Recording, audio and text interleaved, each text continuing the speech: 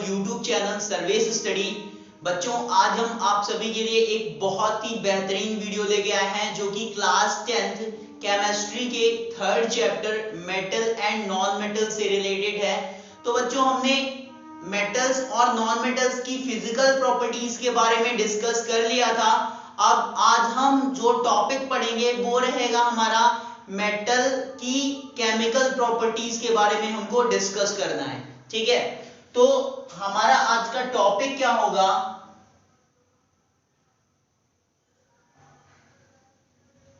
Chemical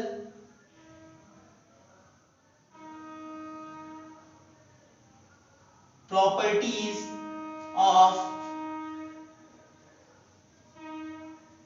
metals. Metal की chemical properties के बारे में हमको डिस्कस करना है कि क्या क्या केमिकल प्रॉपर्टीज मेटल हमारा शो करता है। फर्स्ट प्रॉपर्टी ये है बच्चों की, जब मेटल हमारी ऑक्सीजन के प्रेजेंस में बर्न करी जाती है तो क्या होता है। ठीक है, क्या कंपाउंड फॉर्म होता है। तो फर्स्ट प्रॉपर्टी हमको क्या पढ़ना है? रिएक्शन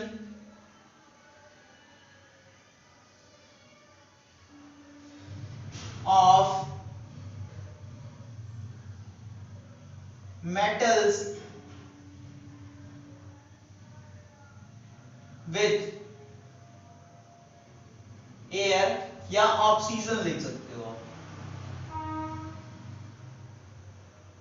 बच्चों, जब भी हम मेटल का रिएक्शन ऑक्सीजन से कराते हैं तो मेटल के ऑक्साइड फॉर्म होते हैं। और बच्चों, ये जो मेटल के ऑक्साइड बनते हैं वो किस टाइप का नेचर रखते हैं? तो वो बेसिक नेचर के होते हैं। मैक्सिमम मेटल के ऑक्साइड बेसिक नेचर के होते हैं। और जब इन मेटल के ऑक्साइड को वाटर में डिसॉल्व किया जाता है तो कुछ मेटल के ऑक्साइड जो होते हैं वो वाटर में सॉल्युबल हो जाते हैं और डिसॉल्व होके क्या फॉर्म करते हैं? एल्कली फॉर्म करते हैं। उसको एल्कली क्यों बोलते हैं? क्योंकि हमने बताया था कि कोई भी बेस अगर वाटर में सॉल्युबल होगा तो वो एल्कली बोला जाएगा। और ये ऑक्साइड के लिए हम क्या बता रहे हैं कि मेटल के ऑक्साइड बेसिक नेचर के होते हैं। तो वो मेटल के ऑक्साइड जो बेसिक नेचर के होते हैं और वाटर में डिसॉल्व हो जाते हैं तो वो क्या बनाते हैं? एल्कली बनाते हैं। बट बच्चों, मैक्सिमम मेटल के ऑक्साइड जो होते हैं वो इनसॉल्युबल होते हैं वाटर में। बच्चों, जो मेटल के ऑक्साइड होते हैं वो कुछ ऑक्साइड एसिडिक नेचर भी शो करते हैं और बेसिक नेचर भी शो करते हैं। तो वो मेटल के ऑक्साइड जो एसिडिक नेचर भी शो करें और बेसिक नेचर भी शो करें तो उन मेटल के ऑक्साइड को एम्फोटेरिक ऑक्साइड बोला जाता है। क्या बोला जाता है बच्चों? Amphoteric oxide. ठीक है, तो जनरली हम यहाँ पे देखते हैं कि जब भी कोई मेटल हमारा ऑक्सीजन से रिएक्शन करता है तो हमने क्या बताया कि क्या बनाता है? जब मेटल हमारा ऑक्सीजन से रिएक्ट करता है तो क्या बनाएगा? Metal oxide. ठीक है बच्चों, और ये ऑक्साइड किस नेचर के होते हैं? Basic in nature. ठीक है, अगर हम थोड़ा सा इसका एग्जांपल देखें तो कोई भी मेटल हम ले लेते हैं, जैसे कि हमने सोडियम ले लिया यहाँ पे और सोडियम का रिएक्शन ऑक्सीजन से कराया तो ये क्या बनेगा? मेटल का ऑक्साइड। मतलब ये सोडियम का ऑक्साइड बनेगा Na2O और ये किस टाइप का नेचर रखेगा? बेसिक नेचर का होगा। ठीक है, दूसरा हम यहाँ पे मेटल ले लेते हैं, मान लो हमने पोटेशियम ले लिया और इसका रिएक्शन कराया ऑक्सीजन से तो ये क्या बनाएगा? K2O बनाएगा। ठीक है बच्चों, अगर इसको बैलेंस करें तो यहाँ पे सोडियम 1 है, यहाँ पे 2 है तो हम यहाँ पे 2 कर लेते हैं और ऑक्सीजन यहाँ पे 2 है, यहाँ पे एक ही ऑक्सीजन तो यहाँ पे हमने 2 कर लिया।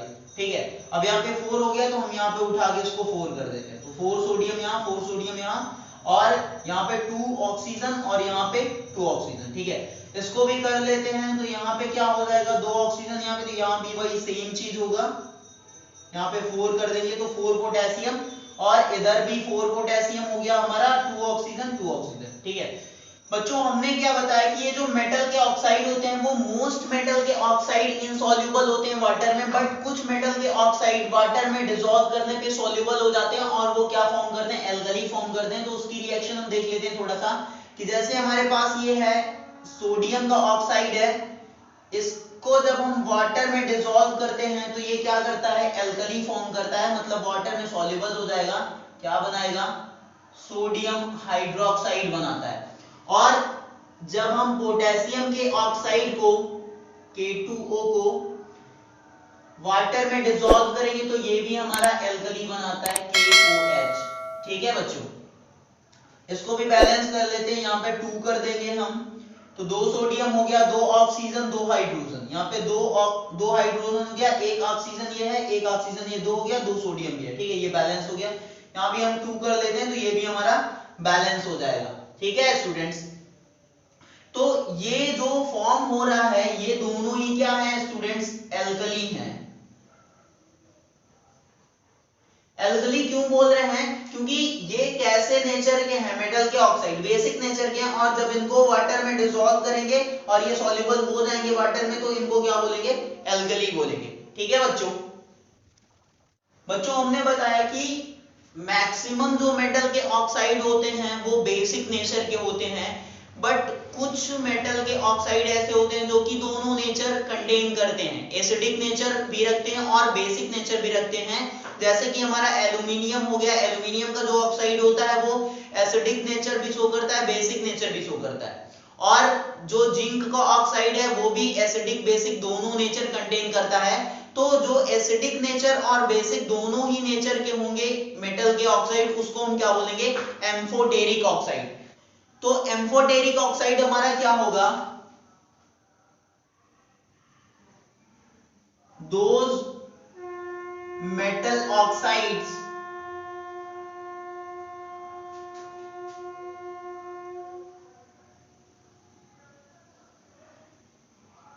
which show acidic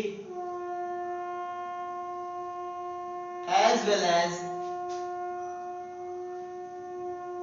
basic nature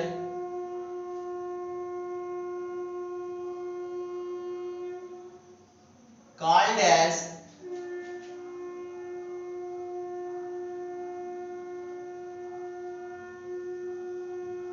amphoteric oxide. ठीक है, तो जैसे कि हमारे पास है एल्यूमिनियम, ये जब एयर के प्रेजेंस में या ऑक्सीजन के प्रेजेंस में बर्न करा जाता है तो ये क्या फॉर्म करता है, एल्यूमिनियम का ऑक्साइड बना लेगा।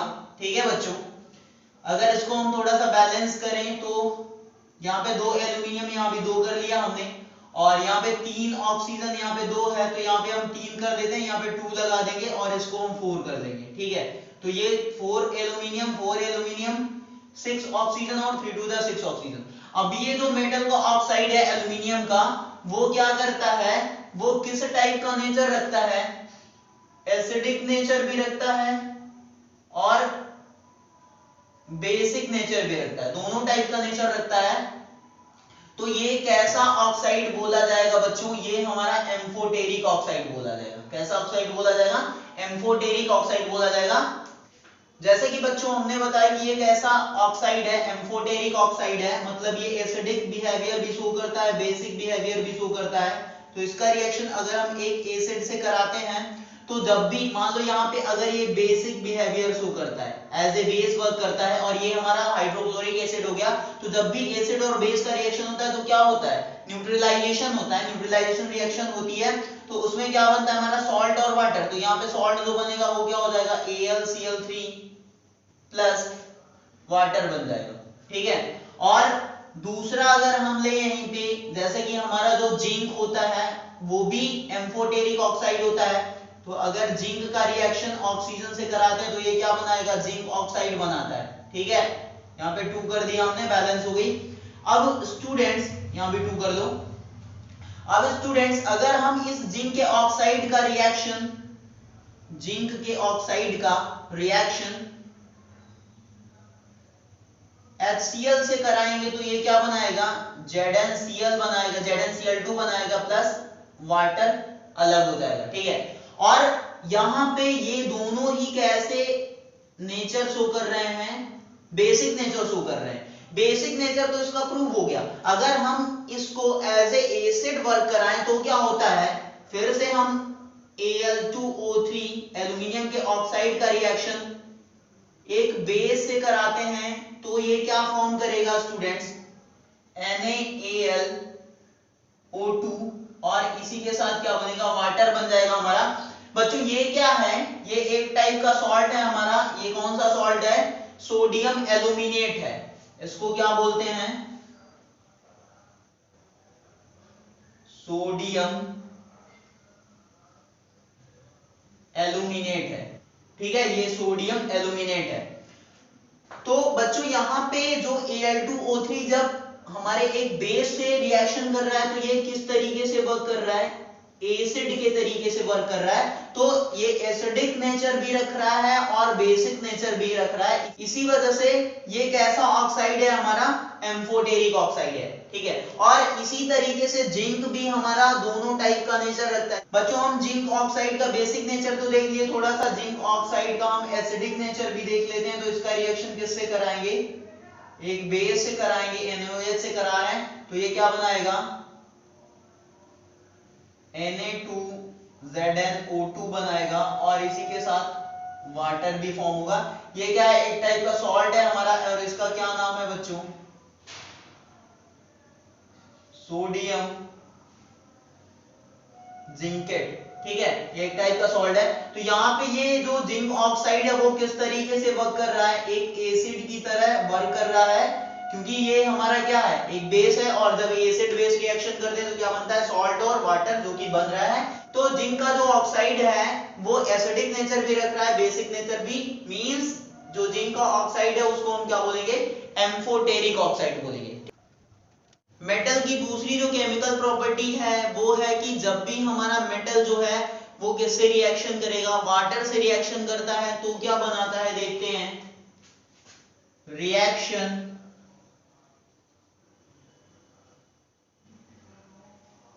ऑफ मेटल्स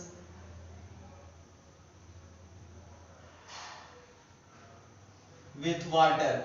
जब वाटर से रिएक्शन करेगा तो क्या बनाएगा, जब भी हमारा मेटल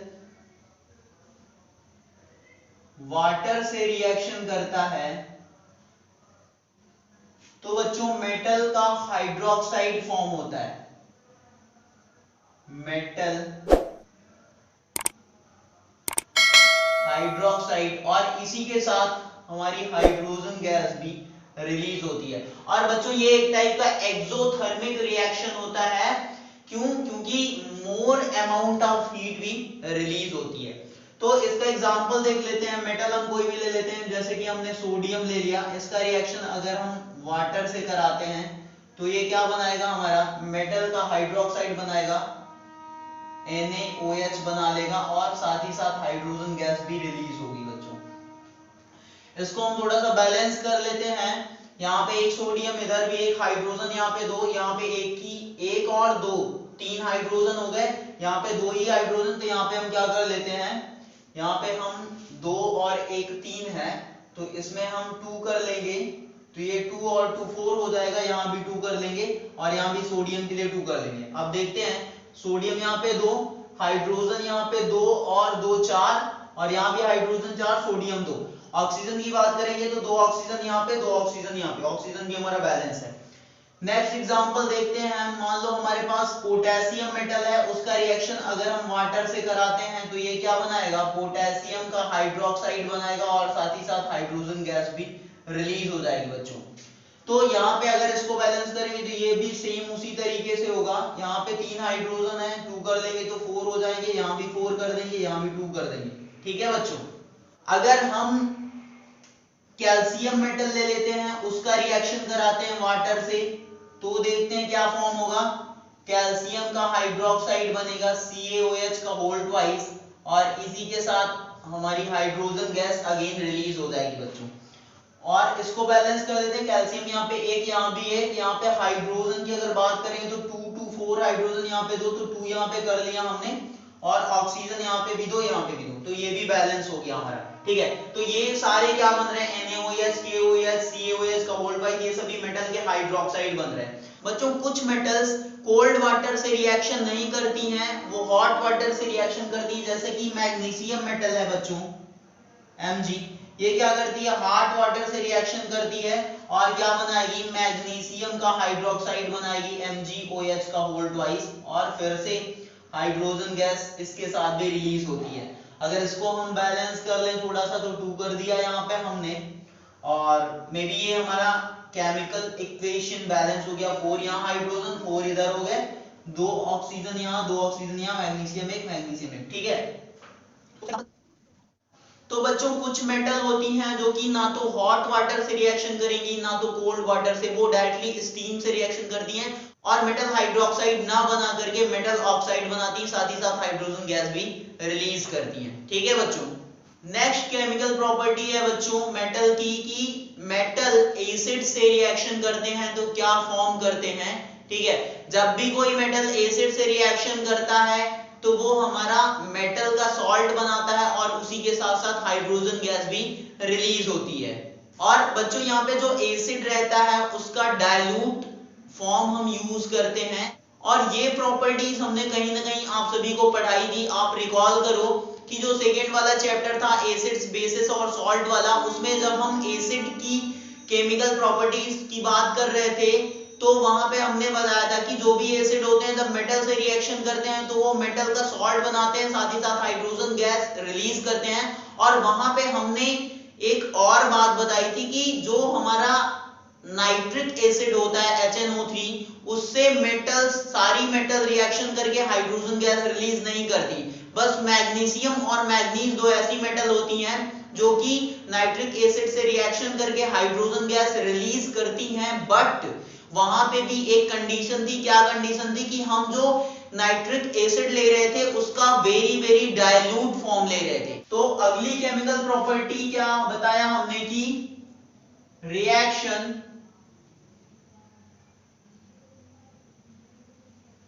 ऑफ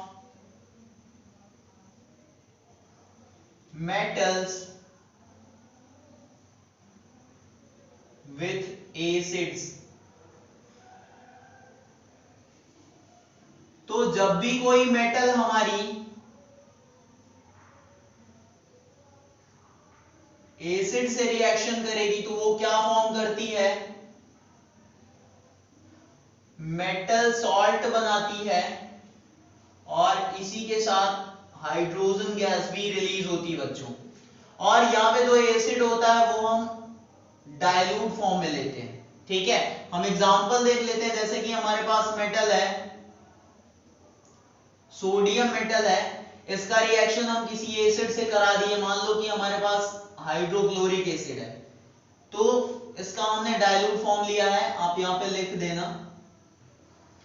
तो ये सोडियम क्या करेगा, अब अगर आप यहाँ पे थोड़ा सा रिकॉल करो कि सोडियम ज्यादा रिएक्टिव है इन कंपैरिजन टू हाइड्रोजन, तो ये इसको क्या करेगा, डिस्प्लेस कर देगा, और फिर ये क्या बनाएगा, NaCl बना लेगा, और यहां से हाइड्रोजन गैस रिलीज हो जाएगी। ठीक है, ये क्या है, एक मेटल सॉल्ट है।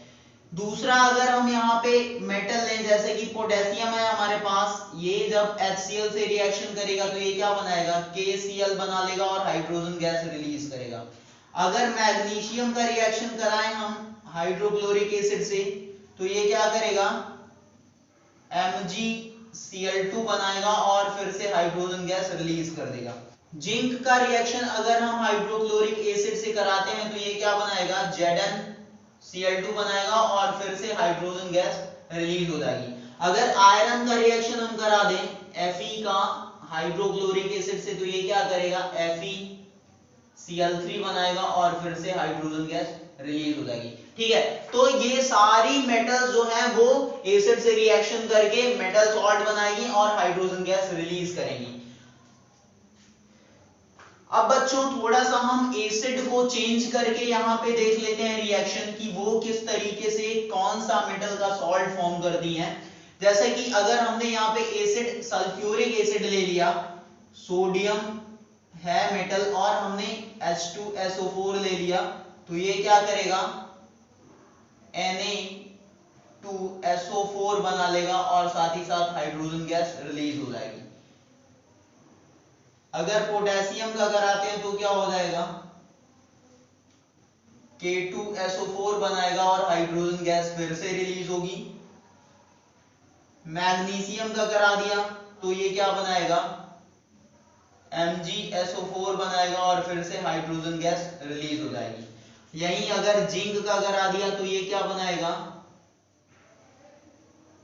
ZnSO4 बनाएगा और फिर से हाइड्रोजन गैस रिलीज हो जाएगी। ठीक है, अब तीसरा अगर एसिड यहाँ पे हम चेंज कर दें, क्या ले लें, नाइट्रिक एसिड ले लेते हैं, तो उसके लिए कुछ स्पेशल केस आ जाता है बच्चों, कुछ स्पेशल केस। नाइट्रिक एसिड भैया थोड़ा सा स्पेशल है यहाँ पे कि नाइट्रिक एसिड से नाइट्रिक एसिड सारी मेटल से रिएक्शन करके हाइड्रोजन गैस रिलीज नहीं करता बच्चों, केवल दो ही मेटल से रिएक्शन करके रिलीज करता है, मैग्नीशियम और मैग्नीज से, और वो भी उसके लिए स्पेशल कंडीशन है, वेरी डाइल्यूट फॉर्म लेना पड़ता है एसिड्स का। तो किससे किससे रिएक्शन करता है ये, एक तो मैग्नीशियम से करता है और दूसरा मैग्नीज से करता है। देख लेते हैं मैग्नीशियम मेटल का रिएक्शन हम जब नाइट्रिक एसिड से कराते हैं, और यहाँ पे नाइट्रिक एसिड क्या होगा, वेरी डाइल्यूट नाइट्रिक एसिड। ठीक है, तो ये क्या बनाएगा, MgNO3 का whole twice plus hydrogen gas release करता है। और सेम इसी तरीके से मैग्नीज से भी करता है, Mn plus HNO3 nitric acid हो गया, और यहां पे भी क्या होगा, वेरी डाइल्यूट नाइट्रिक एसिड लेंगे, तो ये क्या करेगा, MnNO3 का whole twice plus hydrogen gas release करेगा।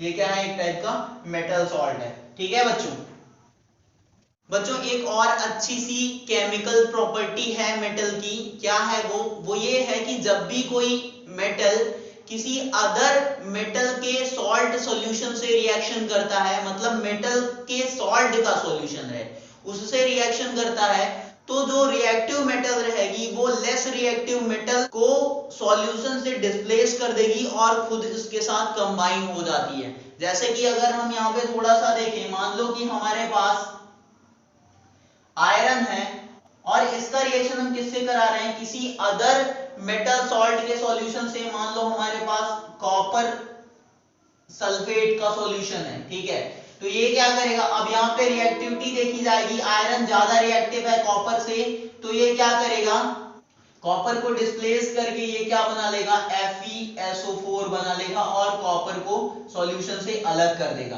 ठीक है, तो ये जो केमिकल प्रॉपर्टी है कौन सी है, 4th नंबर की है, क्या है, reaction of metals with the solution of other